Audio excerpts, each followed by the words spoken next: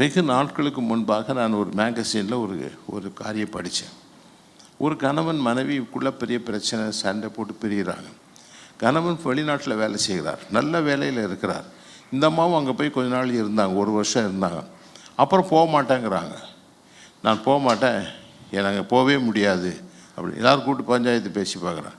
ஏன் போக மாட்டேன்னா, நான் டெய்லி ஒரு தமிழ் சினிமா பார்ப்பேன், அங்கே தமிழ் சினிமா இல்லை. வராட்டா நான் உன்னை விட்டுருவேங்க. அவன் விட்டாலும் பரவாயில்லை, தமிழ் சினிமாவை விட மாட்டேன். கண்ணின் இச்சை. 28. நான் உங்களுக்கு சொல்லுகிறேன், ஒரு ஸ்திரீயை இச்சையோடு பார்க்கிற எவனும் தன் இருதயத்தில் அவளோடு விபச்சாரம் செய்தாயிற்று. இருதயத்திலே அவளோடு விபச்சாரம் செய்து. அப்போ கண்ணில் ஈச்சை, கண்ணில் ஈச்சை.